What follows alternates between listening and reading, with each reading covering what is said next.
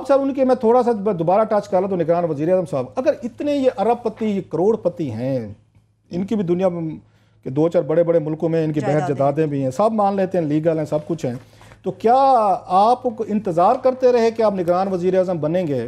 Helicopter लेंगे और जाके यहाँ से गाड़ियों के काफ़िले में अपने वालिदैन की कब्र पे फातिहा करने जाएंगे? क्या इस मुल्क की सारी लीड का यही मिजाज रहेगा आमिर साहब कि हमने जो अपने वालिदैन की कब्र पे जाने के लिए भी हमें इस मुल्क के टैक्स पेयर का पैसा चाहिए? मतलब इनकी जायदाद की तफसीलें, मैंने इतनी बड़ी तफसीलें जो आमिर साहब किसी जज की हूँ कि जो अब तक डिक्लेयर हुई हैं हमारे सामने, तो पहली दफ़ा एक बड़े जो चीफ जस्टिस रहे हैं, बड़े ओहदे पे रहे हैं, बड़ा नाम है, बड़ी इज्जत है इनकी, सब कुछ है, उनकी इतनी जायदाद है, उनके पास इतना पैसा है, 10-10 करोड़ पे। अब मुझे नहीं पता कि एक तो अगर पिछले मेरे ख्याल 15-20 साल से तो जज हैं ये मुख्तलिफ हाई कोर्ट से सुप्रीम कोर्ट, आपको 20 साल तो कम से कम आपको चीफ जस्टिस बनने में लग जाते हैं। उस वक्त की तनख्वाह जो सैलरी जो है वो तो आपकी 4-5 लाख से अब जाके 8-8.5 लाख 8 हुई है, 15 लाख अब हुई है। आज बड़ी अच्छी एक खबर ये थी कि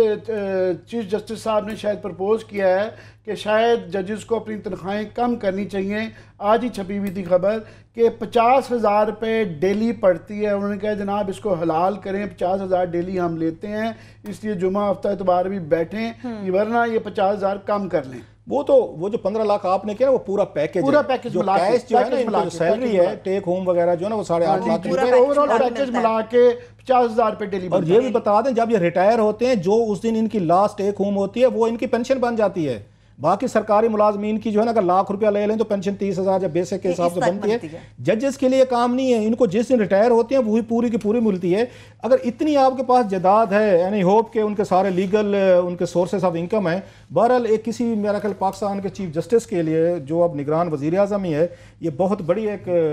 इट्स मतलब फार्चून है। उनके मिसेस के नाम पे भी बहुत सारे अकाउंट में पैसे हैं, खुद उनके नाम पे भी हैं।